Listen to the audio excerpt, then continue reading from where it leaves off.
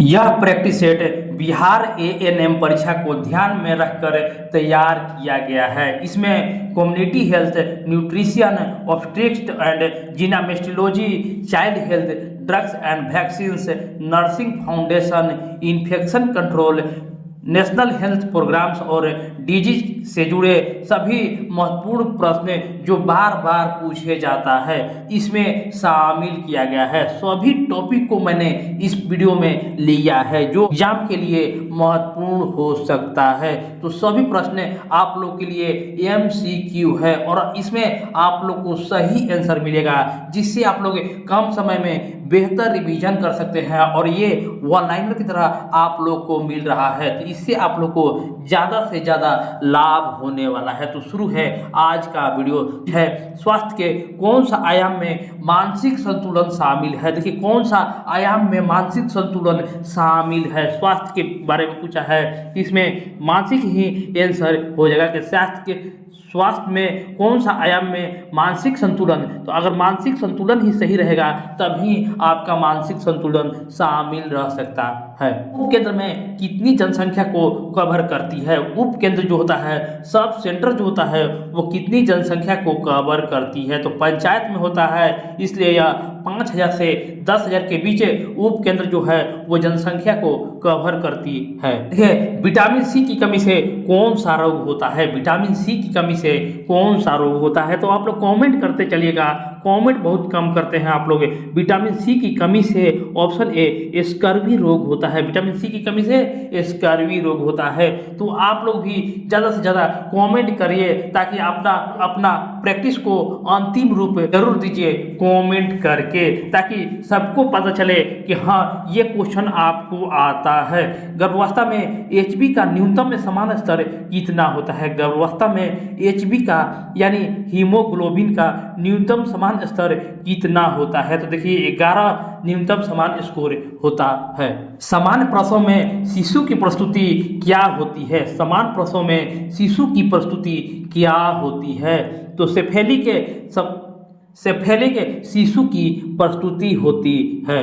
नवजात को जन्म के कितने समय के भीतर स्तनपान कराना शुरू कर देना चाहिए? देखिए बहुत ही इंपॉर्टेंट VVI इंपॉर्टेंट प्रश्न है। नवजात को जन्म के कितने समय के भीतर स्तनपान शुरू करा देना चाहिए? देखिए इसमें आप लोग को नो टॉकिंग होगा, डायरेक्ट क्वेश्चन आप लोग को मिलेगा। तो कम समय में ज़्यादा प्रश्न आज आप लोग को याद करना है। तो इसका जो देखिए आंसर होगा 1 घंटे के भीतर नवजात को स्तनपान कराना शुरू कर देना चाहिए। ऊर्जा का सबसे सघन स्रोत क्या होता है? ऊर्जा का सबसे सघन यानी घना स्रोत क्या होता है? तो वसा जो है ऊर्जा का सबसे सघन स्रोत होता है। Iron folic acid IFA tablet गर्भवती को कब दी जाती है? देखिए सेट 1 में भी ये प्रश्न आप लोग को पूछा गया था। आयरन फोलिक एसिड टैबलेट गर्भवती को कब दी जाती है? तो फर्स्ट ट्रीटमेंट के बाद से ही आयरन फोलिक एसिड की टैबलेट दी जाती है। निम्न में से कौन सा जल जनित रोग है? कौन सा है जो जल से फैलता है? तो दूषित जल पीजिएगा तो आपको हैजा हो जाएगा। तो हैजा इस प्रश्न का सही जवाब होगा। डेंगू का वाहक कौन सा मच्छर होता है? डेंगू किस मच्छर से फैलता है? तो डेंगू जो है एडिज मच्छर से डेंगू फैलता है। गर्भावस्था में सूजन किसकी कमी से बढ़ती है? तो प्रोटीन की कमी से गर्भावस्था में सूजन बढ़ती है। IUCD डालने का सही समय क्या होता है? IUCD डालने का सही समय क्या होता है? तो मासिक धर्म के समय IUCD डालने का सही धर्म होता है। नवजात में श्वसन दर कितनी होनी चाहिए? देखिए 1 मिनट में नवजात का श्वसन दर 30 से 60 होनी चाहिए। और एक समान मनुष्य में श्वसन दर कितना होता है? कमेंट बॉक्स में जरूर कमेंट कर दीजिएगा। ORS का पूरा नाम क्या होता है? ORS का पूरा नाम होता है ओरल रिहाइड्रेशन सॉल्यूशन। ORS का पूरा नाम होता है।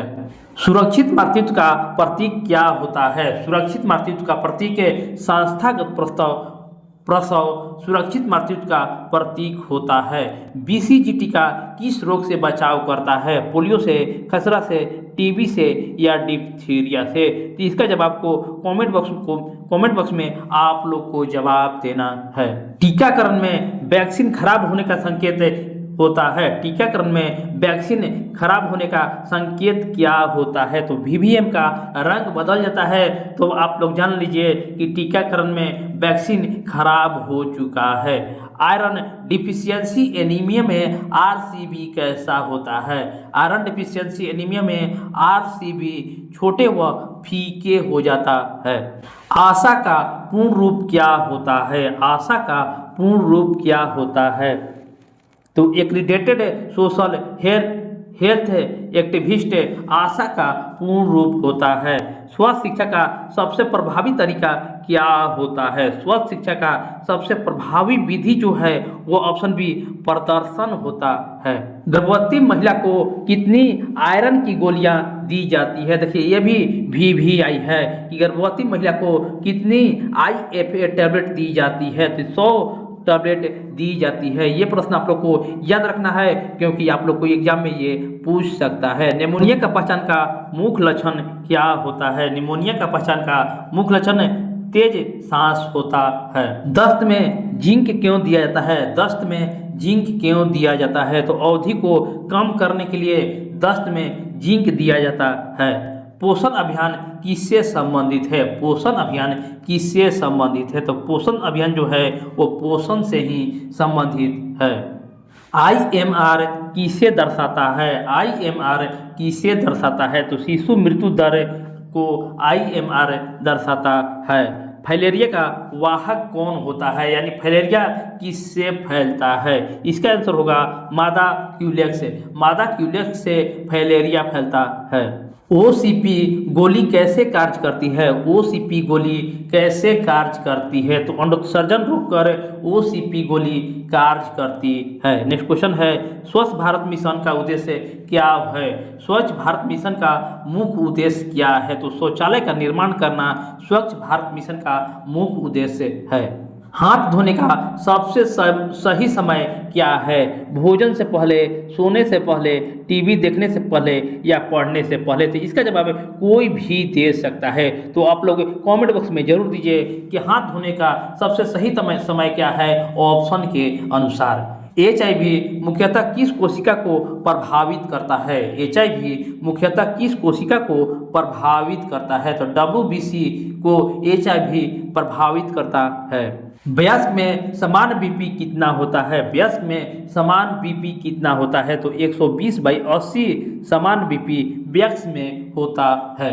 प्रसव के बाद अत्यधिक रक्तस्राव का रोकथाम कैसे किया जाता है? प्रसव के बाद अत्यधिक रक्तस्राव का रोकथाम कैसे किया जाता है? तो ऑक्सीटोसिन के द्वारा प्रसव के बाद अत्यधिक रक्तस्राव को रोकथाम किया जाता है। विटामिन के का कार्य क्या है? विटामिन के का कार्य क्या है? तो रक्त का थक्का बनना विटामिन के का कार्य है। नेक्स्ट क्वेश्चन है टीबी की पुष्टि किस जांच से की जाती है? टीबी की पुष्टि किस जांच से की जाती है? तो स्पुटम जांच से टीबी की पुष्टि की जाती है। बच्चों में कुपोषण का सबसे गंभीर रूप को क्या कहा जाता है? बच्चों में कुपोषण का सबसे गंभीर रूप को क्या कहा जाता है? तो इसको क्वाशियोरकर बच्चों में कुपोषण का सबसे गंभीर रूप को क्वाशियोरकर कहा जाता है। नवजात का पहला स्नान कब देना चाहिए? नवजात का पहला स्नान कब देना चाहिए? तो 24 घंटे के बाद नवजात को पहला स्नान देना चाहिए। आयुष्मान भारत योजना में लाभार्थी कौन होता है? तो आयुष्मान भारत योजना में लाभार्थी जो होता है वो गरीब परिवार होता है।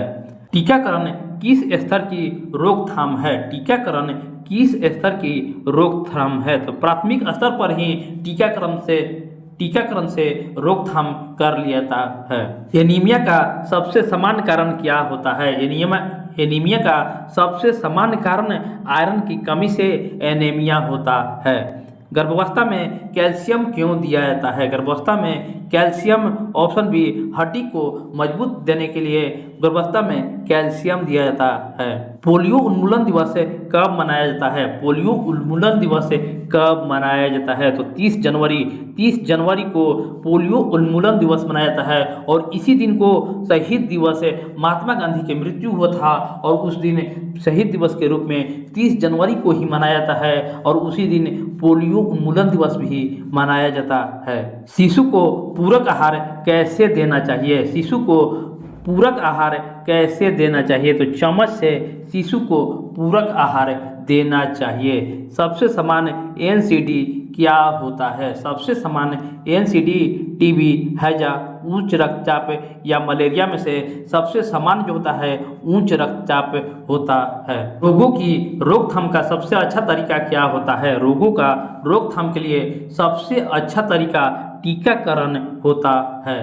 प्रसव के बाद होने वाला संक्रमण क्या कहलाता है? प्रसव के बाद होने वाला संक्रमण को सेप्सिस कहा जाता है। परिवार नियोजन में पुरुष नसबंदी को क्या कहा जाता है? तो ये भी VVI इंपॉर्टेंट प्रश्न है, आप लोग को एग्जाम में देखने को मिल सकता है कि परिवार नियोजन में पुरुष नसबंदी को क्या कहा जाता है? तो पुरुष नसबंदी को वैक्सोटोमी कहा जाता है और महिला नसबंदी को ट्यूबेक्टोमी कहा जाता है। तो ये दोनों प्रश्न आप लोग को याद रखना है।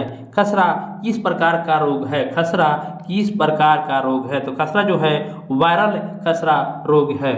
सुरक्षित पानी में कितना क्लोरीन होना चाहिए? सुरक्षित पानी में कितना क्लोरीन होना चाहिए? तो इसमें 0.5 ppm क्लोरीन होना चाहिए।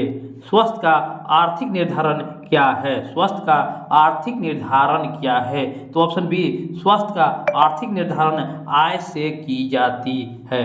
रोगों के प्रसार की श्रृंखला का पहली कड़ी क्या कहलाती है? रोगों के प्रसार की श्रृंखला के पहली कड़ी को संक्रमण का स्रोत कहा जाता है। तो फ्रेंड, इसको आप लोग को लाइक करना है, शेयर करना है और चैनल को भी सब्सक्राइब कर लेना है ताकि मैं इसी तरह के और वीडियो आप लोग के लिए ला सकूं। तो मिलते हैं नेक्स्ट वीडियो में। धन्यवाद।